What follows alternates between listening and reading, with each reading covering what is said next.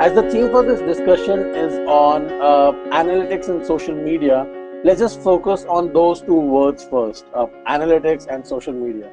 So let's begin with analytics. Let's see how the academic world defines analytics. Analytics is an encompassing and multidimensional science that uses mathematics, statistics, predictive modeling. By the time I read the second part of the definition, I actually lost the first part of the definition. That's exactly what makes data science a overly complicated wrapping shell around some simple stuff. I'm not saying that data analytics is something that is a piece of cake. It is very much a nuanced science which requires both rigorous continuous learning and evolution as well as high degree of passion to be successful. But to take a step back here, I would love to share how I see things. Much simple. As someone said, the most complicated problems in the world are a result of simple problems combined together. So instead of going over a definition that has too many buzzwords and pretty much fancy in itself, let's look at things from a much simpler lens. Analytics comes from the ancient Greek word called analytica, which basically means the science of analysis. The keyword here is science. What's the simplest way to understand science? I would say it's the state of knowing distinguished from ignorance or misunderstanding. The other keyword there was analysis. Analysis is what makes a human superior to all other forms of life. The power to reason, the power to observe, make inferences, learn, improve, and observe again. The next keyword that we saw here was what is social media? Oh, well, who doesn't know it? For a lot of us, social media is Facebook or Twitter. For some, it might be LinkedIn. But most of us cannot deny hearing the buzzword social media. And I bet, like me, most of you would have heard it's expanding, it's booming, and it's here to stay. I had another poll for you, but I think this is a poll that we already have running. So if you have done any of these things that you see on the screen in the last 24 hours, probably reading an article or a post by a friend on your Facebook timeline, remembering this funny tweet by a friend, looking up for a professional on a LinkedIn platform, getting excited by Instagram photos, videos, YouTube, Dropbox, Google Hangouts, video call, any of these. On the second poll that might appear on your screen now, just go for a yes. And if you haven't done any of these in the last 24 hours, just go for a no.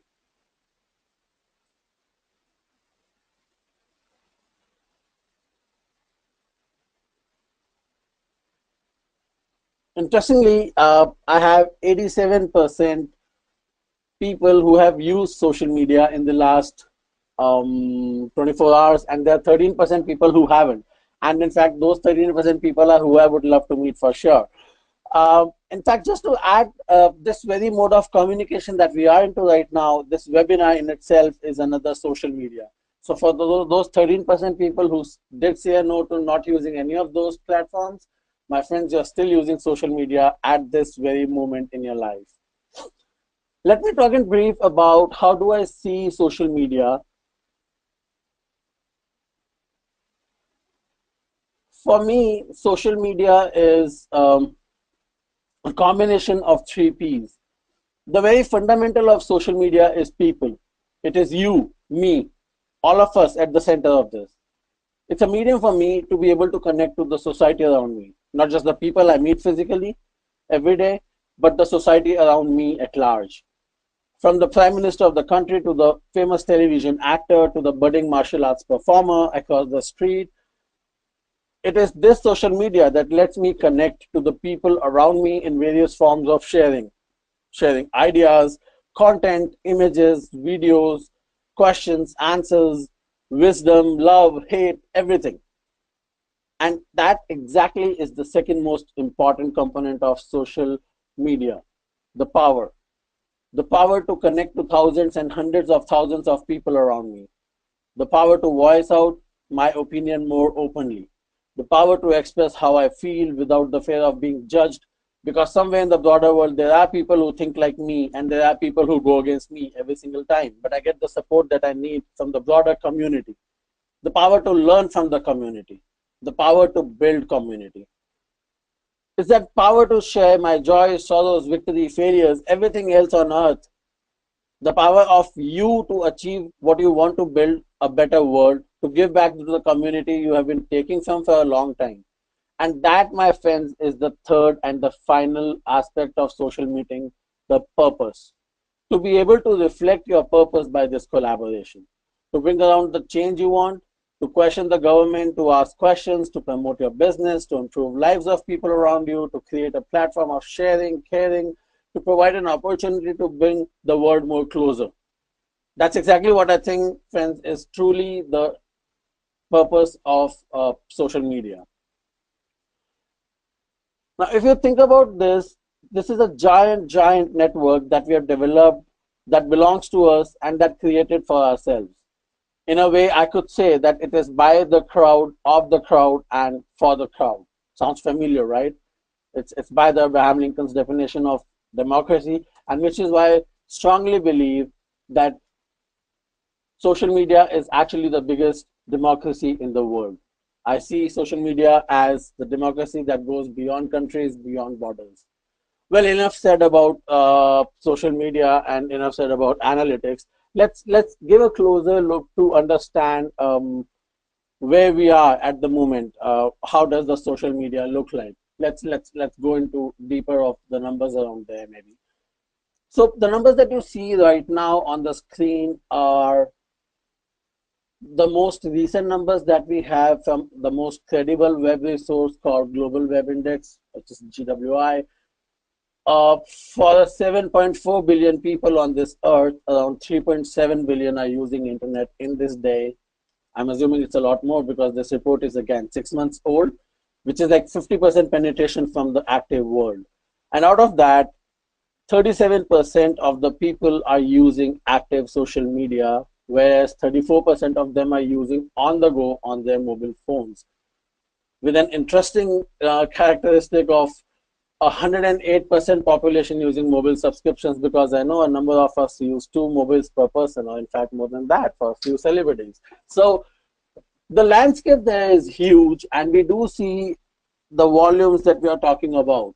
We are touching one of every 3 persons on the earth right now. You meet 3 people, you guarantee one of those 3 is certainly a component of social media somehow or the other, contributing to the community and extracting from the community at the same time. But this is just the beginning. At Facebook, we believe that it's 1% done. In the digital industry, we believe it's 4% done. But truly speaking, there's a lot more that has to be done to bring the world into a more inspiring place for everyone around us. But what are a few things that defines the trend of the social media industry in the next 1 to 2 to 3 years? And these are the trends that we have been observing from the past 6 to 12 months. Is what I would love to talk a little more about in the next couple of minutes. So things that you should be looking forward to: growing artificial intelligence. That's one of the primary areas of interest for anybody who's working in social media right now. It's a simple thing. All of us use this. It's a simple face filter. There are Instagram stories. There are scribbling around Instagram. There's Snapchat where you can create your memories. There are all these interesting platforms which are right now using your camera as a window to the world. It analyzes your face in real time and puts real time fixtures on top of that. That's the most grounded example of how artificial intelligence is impacting us all. There's a lot more to that. There's a lot more to explore in terms of how AI, augmented reality, in terms of Oculus. All these things are pretty much a part of our everyday lives right now. In a lot of cases, even when we do not realize it is there, it is pretty much there. According to TechCrunch, which is one of the credible resources for measurement in the technical industry, there were more than 100 million active users on Instagram stories within 2 months of release. The idea is not about how a product is performing. The idea is to understand how we are building engagement and communities around people who love to share, who love to share ideas, who love to share business, who love to share emotions across the communities and bringing the world closer together. That's exactly how the social media sees the going forward objective for itself. Chatbot is the only automation. Everything else is personalized. I do not like to read those generic messages on my phone anymore, and I have uh, consciously noticed that a lot more communication by the businesses towards me is personalized. Whether it's about the campaigns that are targeted to me, the next time I go to Facebook, I see products that I was being targeted, that I was searching on Amazon, and it is able to pick up my interest and communicate to me the same things that match my interest level. Whether it's about listening to me, I'm able to reach out to Uber, businesses that I interact to, Zoom Car, all of these businesses that I interact to on a daily basis, and they entertain the customers on a more personal level. There's more humanistic response there, and there's a more organic, better relationships churning out of these interactions. The only automation that I see increasing in the industry is the power to be able to go on the go. There are a lot of things that probably we haven't seen in India yet in terms of being able to do commerce on the Facebook Messenger, being able to buy tickets on the Facebook Messenger. But there are things like these which are happening around in the world, and not pretty much late when you would see these things coming across as well. There are automated responses coming along with a very high degree of personal touch. There are apps like Haptic. I'm not sure if you've heard of it, but it's a pretty dope system which talks about where you're placed and how do you want to get some personalized blue collar services in your house, or a local city guidance, or any of those individual support. In one of the recent surveys, we actually found out that social media is one of the biggest choice for customer care right now. If I have an issue with Flipkart, I would not go back and write them an email and then wait for an email response in an automated way that your email has been received and will get back to you in 24 to 48 to 64 hours. I would rather get onto Twitter and hashtag Flipkart, or I would rather get onto their Facebook page and drop a quick comment, and I anticipate a quick answer. And that's how the customer is evolving these days. And the good thing being, businesses are quite receptive to this, which is why we see that social media is becoming one of the largest communication channels for the businesses around the world. Social shopping and instant purchases. So social commerce isn't slowing down, and 57% of the consumers are more likely to buy from a brand that they follow. And in a research, it came out that 75% of the people actually made a purchase because they saw it on a social media platform. That means beyond creating communities and beyond sharing emotions and human touch, we are also touching businesses. We are touching businesses at scale, and we are able to promote the business's interest at the same time. The only added factor to that is the additional component of social selling.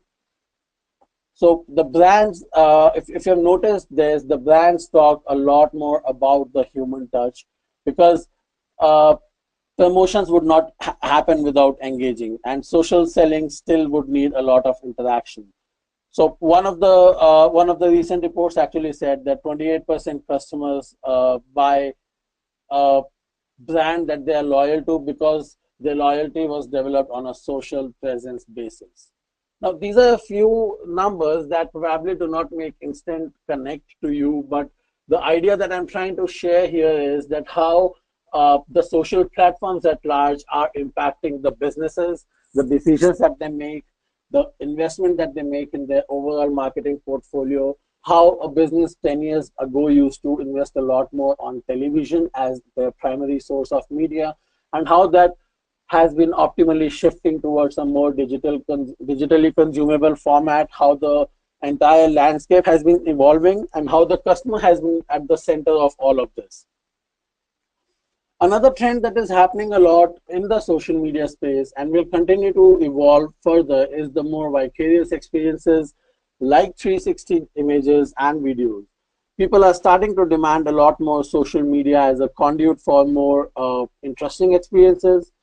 And it's not enough to just say that I was probably in Goa chilling with friends. I would rather want to share a 360-degree video of me and my friends sitting and chilling by the beach with this amazing view out there, so that I can share that experience with my friends and family who are not there with me at the moment.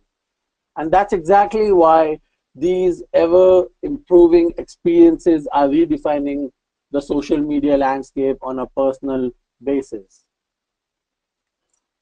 Advertisement renaissance. Now, an opportunity there obviously exists for the market and the businesses to respond to where the maximum of the consumers are.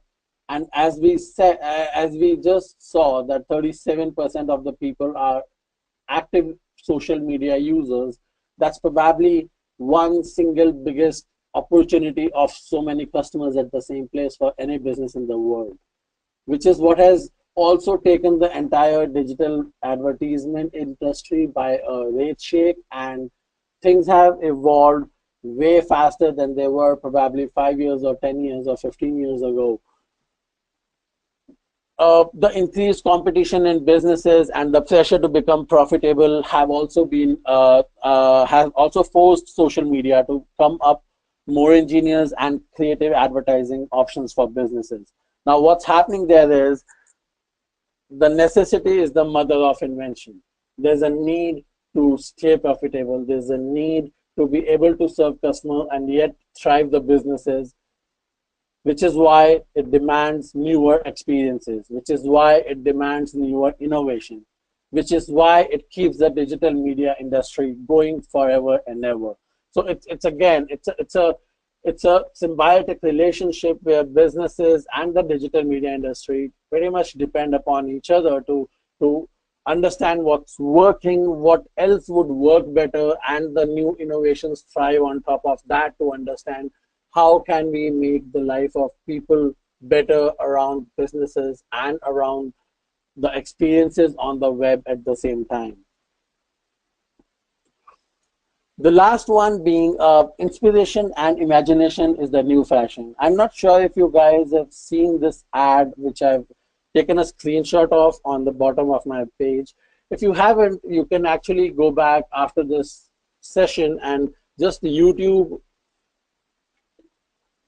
this link. Just search for the DNA journey. This is an advertisement that was displayed early this year, I think. And this advertisement took the world by surprise with the response that it got. The lesson that was learned here was that the practical posts actually get a lot of consumer attention, no doubts about it. Emotionally charged posts have a greater likelihood for circulating virally, but the inspirational and imaginative posts are starting to make their appearances as even stronger candidates for social media successes. Which is why you would say that if you see an Amazon ad, or if you see a Flipkart ad with those little kids, or if you see a ad by Coca-Cola, these are not the product-centric ads, these are all the people-centric ads. The idea is to inspire a Snapdeal talking about unboxing Zindagi, which means unboxing lives of people around their passions. That's exactly what is being the chief component in terms of how we are redefining the entire advertiser and web experiences for the people around the social media. So if I actually go back and if I see all those 6 trends, they are again all about people, all about somebody who runs the platform. Everything else that you see is possibly around the periphery.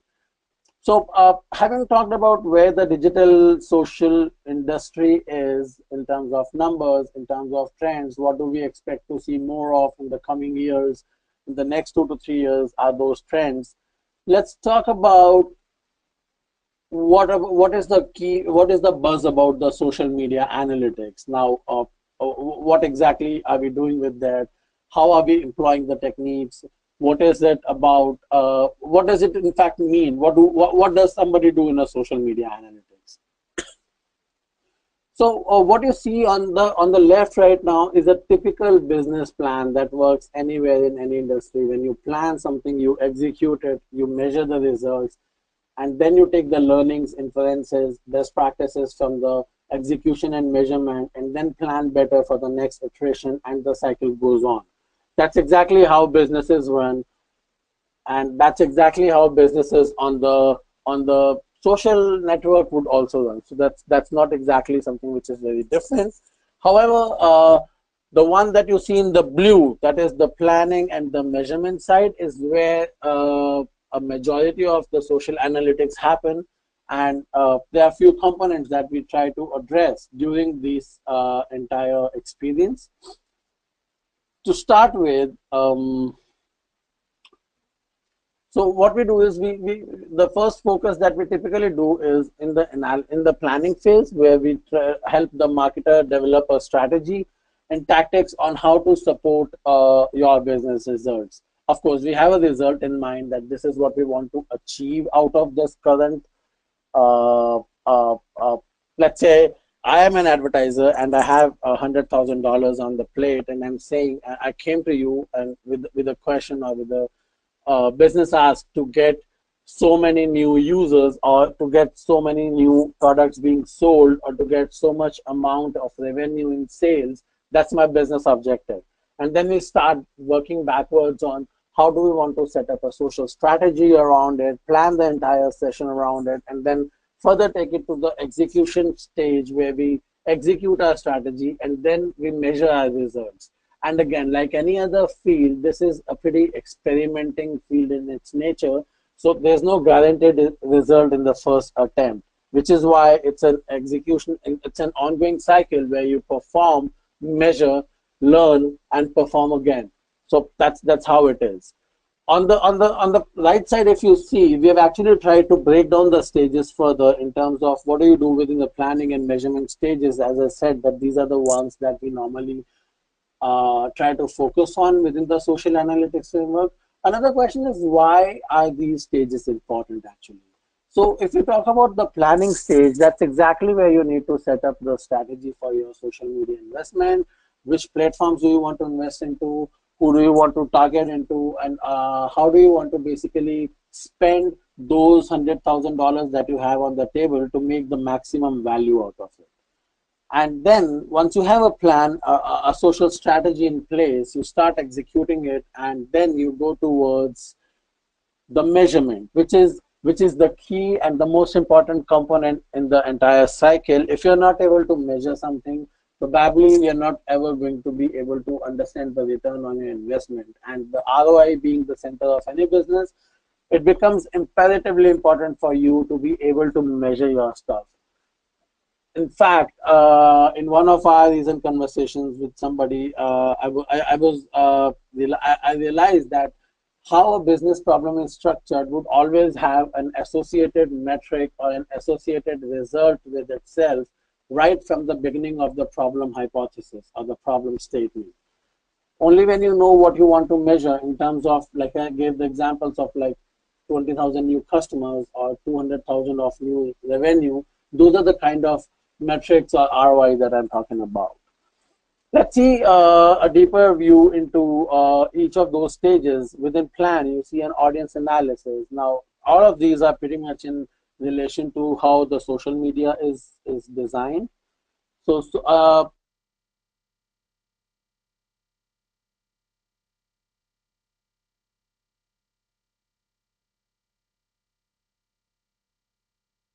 hi, I think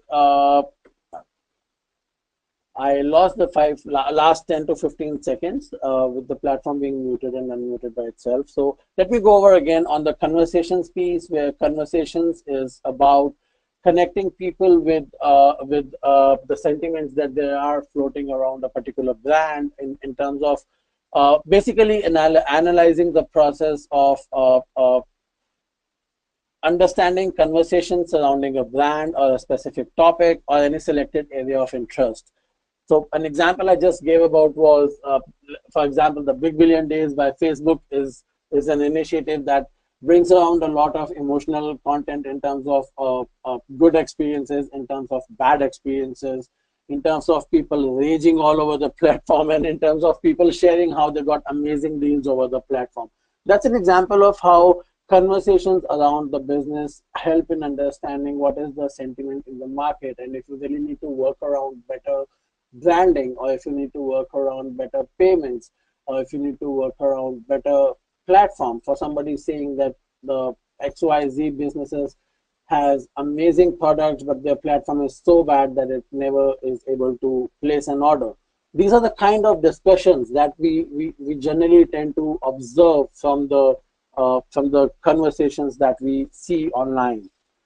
And another component there being the competitive analysis, which talks about a process of looking at specific companies within a chosen industry or segment, focusing on their activities, benchmarks, and tactics to gain insight. Of course, I mean, where there are businesses, there is competition. And when there is competition, that is one of the major goals of every business out there, to outperform their own competitors in the business and get a better share from the market. With a few selected tools in the social media space and third-party measurement solutions, you can actually measure how you are performing against your competitors, whether Pepsi is performing better than a Coke, or an Amazon is performing better than a Flipkart, and accordingly you learn from your best, from those who are performing better than you, and then you also understand what strategies have been working better for you, and then you try to scale it further or continue it as is. So those are the kind of interesting analysis that come from competitors. Once you have a successful plan in place with these kind of levers around audience, conversations, and competitors, you execute your campaign or you execute your strategy. You go out, you publish your advertisements, you let them run, you gather results, and then you start optimizing your social tactics, which is where it comes to, it boils down to basically measuring your performance so far. So your performance is generally measured in terms of how your brand value has gone up or down, how have your audiences been engaging with you, and what exactly have been the business results. So when I said the brand awareness or the brand activities, analyzing brand activities include measurement of the actions your brand takes, like publishing content, responding to users, promoting brand campaigns, ensuring that your business carries a name in the market, that an Amazon.com connects to the users instantly. The users are getting the experience that would make sure that they come back again and again. There are various ways to do that. How are people reacting with your website? Have there been constant drop-offs? Have there been negative sentiment around your brand? All of those are some ways how we measure the brand activities analysis. Going further, we talk about audience engagement analysis, which is the analysis of how your brand activities are received with, interacted with, and amplified with your audience, both at a content-specific level and a brand level. So we try to understand that apart from the overall brand level overview, how is my particular area of audiences or my particular audiences engaging with me, and has there been a positive or a negative experience so far? We then follow up with the most concrete business results there, which is in terms of measuring the social impact on both direct outcomes like engagement, like traffic, how many people are viewing us, how many people are liking us, how many people are converting into customers with us, how many people saw this particular video and then bought a product with us, how many people registered for a new service that I launched with this new taxi service advertisement that I sent out. Now, this kind of measurement allows me to measure the efficacy of the advertisement in the first thing. The second is I am able to measure how much of my advertisement is giving me the return in terms of my business objectives, whether in terms of revenue or in terms of customers or in terms of leads. And then on top of that, is my social strategy working well within the audience that I tended to or not? And if there's a potential to alternate strategy, we should be thinking of it basis on these results. So the complete picture is when each of these activities are given proper attention, social strategy and optimization becomes a standard essential of the market process. That's a brief of how the entire social analytics framework works. It's not just about the likes, clicks, and conversions that we talk about, most certainly. It's not about only the love reactions that you give. However, those are very important when it comes to understanding the brand behavior. But it's a lot more. It's a lot more detailed in terms of things that we do with the social networking in terms of I-18. I-18 means internationalization, which is multilingual support. While English only analytics may be one thing that we look at, the world is a lot more about localized support and localized engagement. If you go to countries like anywhere in the South America, you would normally see people talking in writing emails, conducting businesses and everything on a daily basis from personal to professional space in Portuguese or Spanish. We go to Japan, Japanese is the only language that businesses run in. Same is with China, same is with Korea. There are a number of those languages that we need to be able to support better, and which is why multilinguality is a key feature for us. And of course, given that that's one component that we cannot ever hire people in all the languages, and we cannot have enough resources for people with all the languages, we depend upon machine learning. We depend upon automated translations. We depend upon interpreters. And those are the kind of language analytics that do exist in the world today. Another important thing that has been gaining recognition so far in the social media industry is the text analysis. Text analysis is, for an example, most of us are aware of IMDb movie ratings or the Rotten Tomato movie ratings. There are a star rating and then there are reviews. Now, in the Reels domain, what we do is we try to analyze those written textual paragraphs about the movie's review, and we try to automatically categorize it into good or bad. As a very basic example, there are more, of course, there are more layers to that, but think of it as a world where every comment that you write could be interpreted into a good or a bad, and that could further cascade into a business respect or the business value right now being a positive sentiment or a negative sentiment. Those are the kind of quantified and qualitative, yet qualitative. I think that's the right word. It's quantified, but it's a qualitative summary of how customers are responding and interacting with our businesses. Machine learning, stats, language engineering. It's a lot more about using neural networks, about using language engineering approaches. So this is pretty much in line with what I just talked about, I-18, but there's a lot of work that is being done there right now, and custom taxonomies and tuning them with machine learning. All of this is continuing to exist because these are still the harder problems that we are trying to solve in the industry. Image analysis. Image analytics is again a lot more interesting. There are a lot of things that we try to do, not just at Facebook, but at all the companies that I know of. Try to understand the images now, read images better. We have had a digital imaging process, imaging and digital image processing as continuous principles in our engineering curriculums across the world as well. However, there's been lesser that has been achieved in that domain, and as we go ahead, there's a lot more scope that we are trying to cover up in the image analytics in particular. So when you see those filters coming on your screen, those are all some good examples of image analytics. Speech analytics is one of the most difficult problems that I have heard of, and I might be wrong when I say one of the most difficult because there's no paramount level to difficulty there.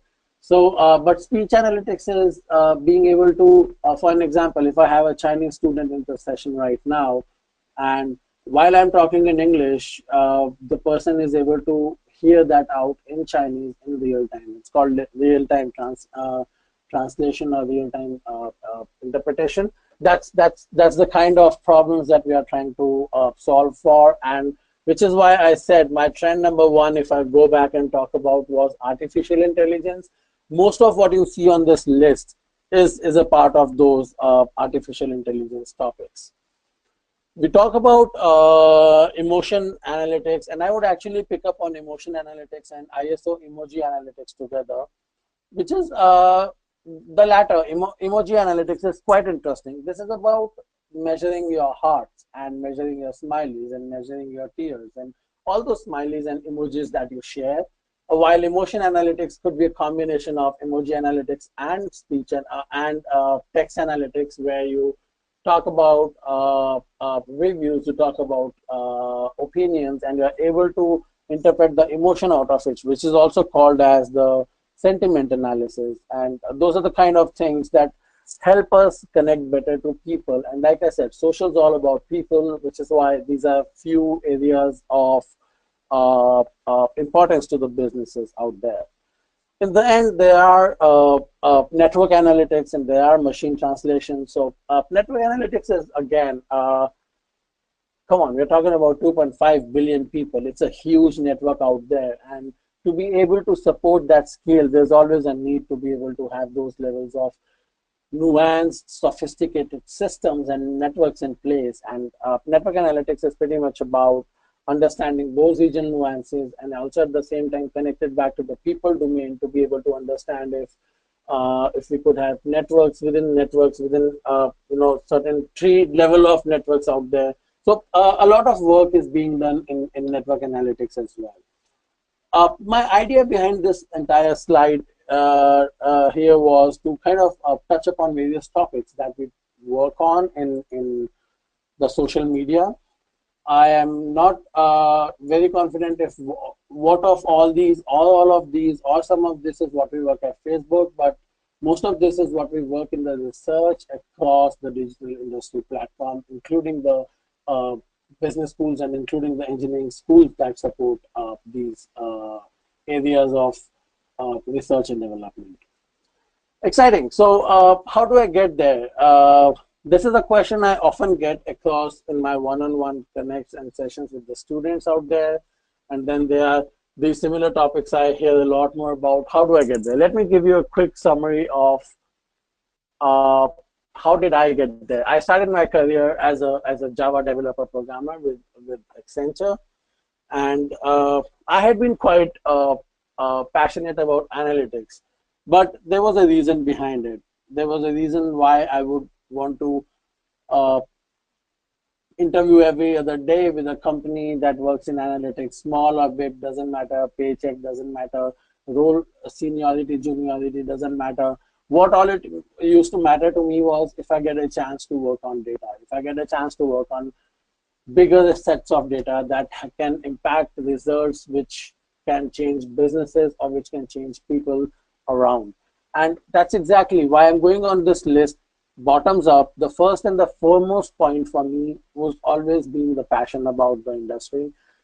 In all fairness, it took me 3 to 4 years before I could make an educated and I would say a more justified move from a business domain or from an engineering domain into a data heavy or a data analytics domain there. The only advice that I have before I get into anything technical or anything creative there is understand why you need to get there. Do not get in there because you hear the buzzword there. That's a very interesting place to be. There are a ton of opportunities to learn, to contribute, to create an impact at large. But if you have that passion for that industry, or if you have that passion that where you can see yourself really grilling out, but being satisfied by creating that impact at large, That's what defines passion for me, and that's exactly how I keep myself motivated. Enough of wisdom shared there. Coming back to the technical skills and the creative skills, data science and analytics is a domain which requires you to be thinking out of the box, which requires you to be thinking innovatively, which requires you to be creative when you question. It requires you to be a person who is in detail, who understands how to ask the right questions, who has some sight of farsightedness, and he can see that when he implements a particular product or if he implements a particular strategy, these are the top 5 to 7 things that he's going to have questions on.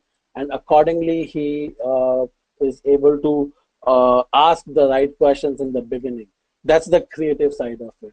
On the technical side, nothing can be more obvious than for a data heavy person to be equipped with the basic data handling skills, whether it's about SQL, whether it's about data visualization tools like Tableau, if it's a programming to model advanced data techniques on R, SAS, Python.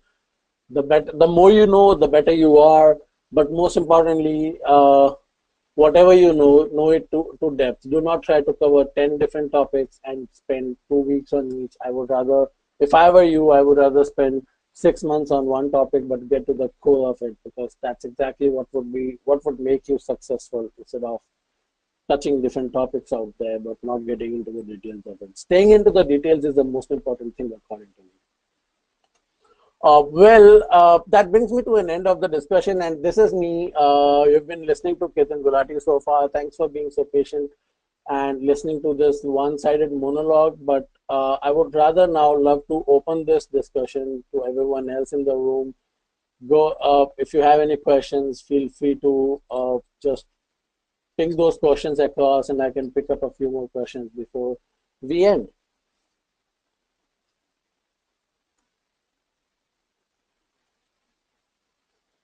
Like I said, make things happen. Pick one battle at a time, whether it's the technical aspect, whether it's the creative aspect, just make things happen. That's it.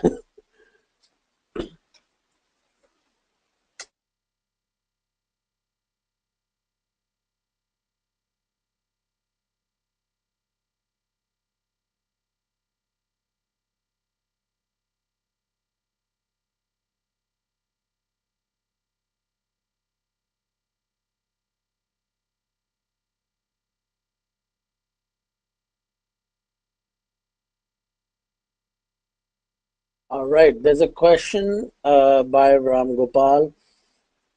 I have a digital marketing experience of about 3 years. I do not belong to a technical background academically. Moving to analytics will be an upgrade or a lateral move. So it is not always required for people from tech background to be in analytics. I would in fact see a lot of people from psychology or arts into the tech space, because they have an amazing perspective on measurement, and most of them are trained in statistics, which is the pretty fundamental of analytics. And again, like I said, digital marketing is about people, so it's a lot more about understanding people behavior. So tech background is one component of it, which makes you fitter for the technical implementation, but there's a lot more. Would it be an upgrade or a lateral move? I would just say it may be a shift, but if you're already working in digital marketing experience, it's neither. It's just a growth. Gaurav Kumar, how to start a career in analytics? Like I said, start small, pick up a few skills that you need to understand what you need to work on first. It could be, if you have a stronger side on the data and programming side, picking up Python will make you more equipped into that side of the business. But if you're more towards experiences, if you're more of a people person who love to address people at large, who love to work with thousands of people together, you're still suited for the business side of it. So you need to figure out what's your area of interest and accordingly pick that up. Anjali Hebart, hello Ketan, I'm a BA and now have started getting into SAS and R. You think is a good move? How long you might take that I may take to settle here to my ability? Well, I would say R, SaaS, all of these are pretty interesting platforms. And this answer is not just for Anjali, but for everybody else. Do not lean on learning R and thinking that learning R will give you a data analytics role. Learning R will give you a data programmer role because all you know is a platform called R where you can code. And what you can code is probably something that still a business analyst will tell you. If you want to be a digital marketing person or a social media analytics person, try and understand that understanding the business, understanding the requirement is equally important.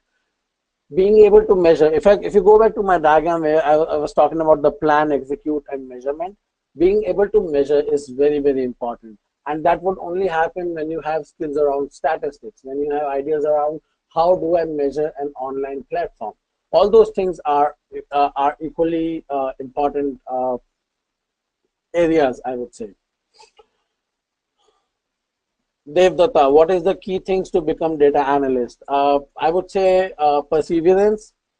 It's not an easy slope if you're not in from the market. I would not give you a false hope in terms of that try a course for 3 months and you'll get it. Probably no. But yes, if you do not do the course, probably you will not land anywhere. So pick up a course, pick up a learning environment for yourself. It could be a classroom one, it could be an online one, it could be with a friend, it could be yourself. Read, learn, and implement. That's most important. Implement. There are places like Kaggle where the internet is full of open sources where people are willing to collaborate with each other. Find those opportunities to collaborate. But like I said, it's a marathon. It's not a sprint that you would be able to run in 3 months. You keep going towards it, it will end up being successful. Absolutely. That's my promise to you. There's a question from Jignesh. Hi, I've been studying data science, so there are tools taught like R, SAS, Python, etc. Once I'm done with that, after that, entering the organization, I can work in which tool.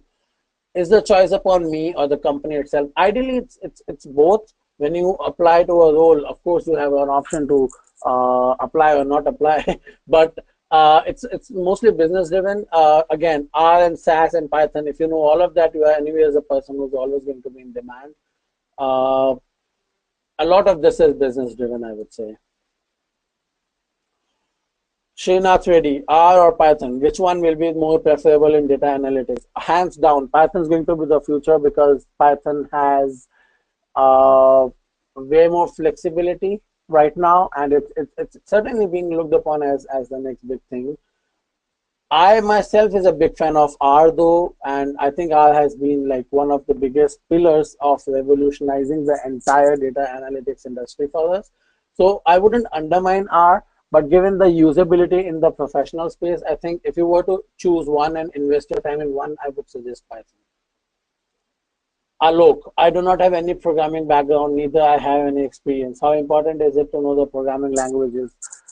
I wouldn't say a lot if you are a good statistician, if you understand measurement, if you understand regression. R is something which is extremely easy, maybe more easier than Python also. Programming languages like Java and other more suited programming languages is something that could still take some time for you syntactically. Statistical packages are mostly less heavy on the semantic and syntax there. So it should be fine as long as you know the skill and the science around it.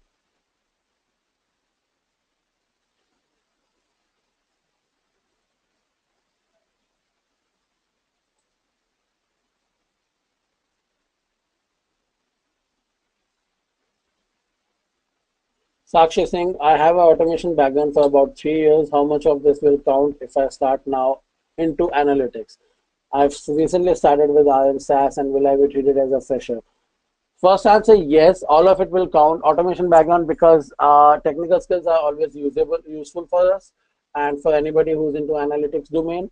I have recently started with RM SAS and will I be treated as a fresher? Absolutely yes, because you wouldn't have an experience and uh, developing an application software is different from developing a data model. However, it doesn't. If I was you, I would not think of not going ahead because of being treated as a fresher. Like I said, after 3 years of my work experience, I started as a fresher again. So, which is fair. If you're working well, nobody can stop you from being rewarded for it. Okay, in the interest of time, I'll take one more question there.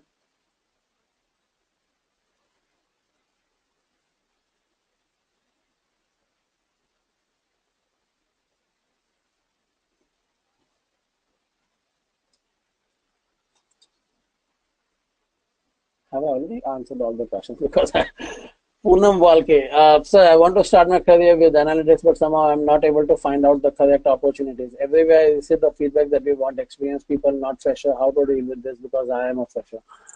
Uh, I would say there are. I've actually seen a couple of those situations.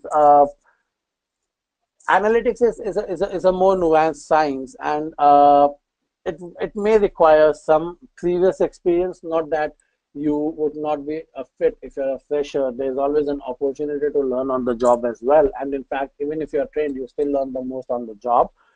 I would say try getting started with a few startups. There are a lot of startups in the Indian industry right now on the analytics space, and that's a good space to start. They are willing to experiment more, and they are more independent, where you get to learn a lot more and grow a lot more. That's one way to look at it. There are professional platforms like LinkedIn, where the right kind of networking will obviously add to your possibilities. And don't give up. There are a number of opportunities coming up, and I know that for a fact. I've seen a number of people in my own personal circle as well, where people are freshers and they land into analytics. So it's not a black box altogether. It's not a closed group at all, and there are opportunities out there. Just keep your perseverance high. It will eventually happen to you. Thanks for your time, guys. I think we are slightly over the time, and this was a very good 1 hour spent with you folks. I look forward to talking to you sometime else as well. Have a good one.